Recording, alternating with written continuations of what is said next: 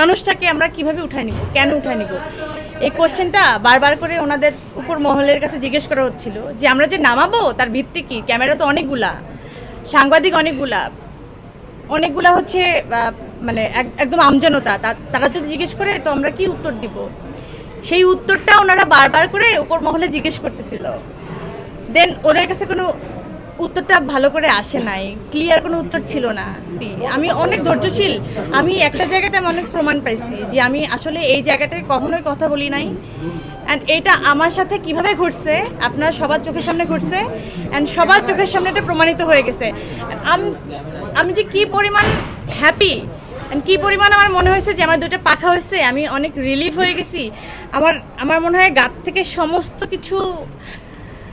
সমস্ত বোঝা নেমে গেছে। আমার গুজবাম হচ্ছে, আপনারা বুঝবেন না, যদি আপনার সাথে হয়ে যায় তাহলে আপনি বুঝবেন যে কি হচ্ছিল আপনার সাথে। সেই দিন যেদিন আপনাকে অ্যারেস্ট করে সেদিন সবার আগে আমি বনানী গেছিলাম যে আপনি তাড়াতাড়ি করে আপনার লাইফ থেকে যেতে পারছিলাম। আমি একটা জিনিস খেয়াল করছিলাম যে বাইরে এত পরিমাণ মানুষ ছিল যে আমার নিজের কাছে আতঙ্ক লাগছিল। আমি যে ফোনটা বের করবো, একটা ছবি তুলবো, সেই সাহসটা পাচ্ছিলাম না। এমনকি যখন প্রথমে ফোনটা বের করে আমার ফোনটাও কেড়ে নেওয়া হয়। তো বাসার ভিতরে পরিস্থিতিটা কেমন ছিল ওই দিনে? না, যেহেতু আমি তখন থেকে ডিসাইড করছিলাম যে কেউ একজন বলছে ওই পক্ষ থেকে, দেন আমি কথা বলবো, এটা আমি নিজের সাথে নিজে প্রমিস করেছিলাম। দেন এখন আমি বলতেই পারি, আমার কোনো সমস্যা নাই। বিশ্বাস করেন, তখন আমি যেটা দেখছিলাম যে ওনারা কনফিউজ হচ্ছিল যে আপনারা কেন তখন জিজ্ঞেস করছিলেন না যে পরিমাণকে কেন নিয়ে যাওয়া হচ্ছিল। ওনাকে মাঝখানে বসান, আমি তোমাদেরকে টাকা কথা বলছি।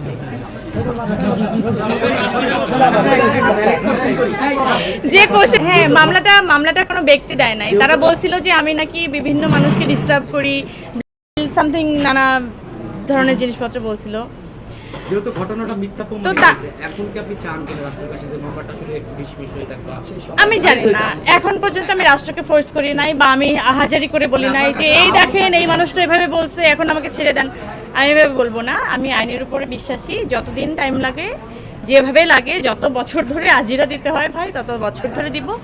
তারপরও আমি আইনের উপর বিশ্বাস রাখি যে কোনো না কোনো একদিন, যে যেভাবে এভাবে সামনে আসছে যে আমরা তাকে খুব ভুলভালভাবে অ্যারেস্ট করছিলাম, শুধু খালি অ্যারেস্ট করছিলাম, যেভাবে সামনে আসছে আপনাদের সবার সামনে, আমার মনে হয় আদালতও সেই সম্মানটা দিয়ে আমাকে ফেরত দিবে যে তুমি নির্দোষ, যাও বাড়ি যাও।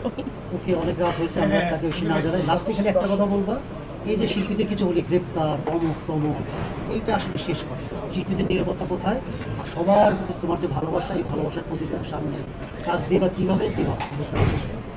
কোনটার উত্তর দিব আগে? দু তিনটা কথা বললো না ভাই। শিল্পীদের নিরাপত্তা না, আমার মনে হয় বাংলাদেশের প্রত্যেকটা নাগরিকেরই নিরাপত্তাটা ইনশিওর করা দরকার। সেখানে শিল্পী হোক, কে রিকশাওয়ালা হোক, যে কোনো পেশার হতে পারে। আমার মনে হয় মানুষের নিরাপত্তাটা খুব জরুরি। দ্যাটস ইট, আমার কাছে এটুকুই চাওয়ার থাকবে। আর আমরা থেকে রেহাই পেতে চাই, মুক্তি পেতে চাই, এটুকু আসলে আমার সর্বোচ্চ চাওয়া।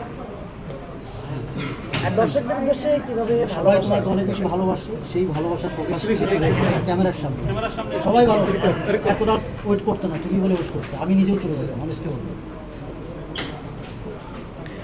আমার মনে হয় ভালোবাসা একতরফা থেকে হয় না, ভালোবাসা পরিপূরক একটা জিনিস। তুমি ভালোবাসো বলেই আমি ভালোবাসি, আমি ভালোবাসি বলেই তুমি ভালোবাসো। আমি কিন্তু আপনাদের জন্য আসি ভাই, আপনি শুধু আমার উপরে চাপায় দেন না যে তোমার জন্য আসি। তো ভালোবাসাটা এমনই, আমরা সবার জন্য থাকি, সবার বিপদের সময় থাকি, সময় ভালোবাসার সময় থাকি, ভালো সময়ের সময় থাকি, খারাপ সময়ের জন্য আমরা সবাইকে পাই।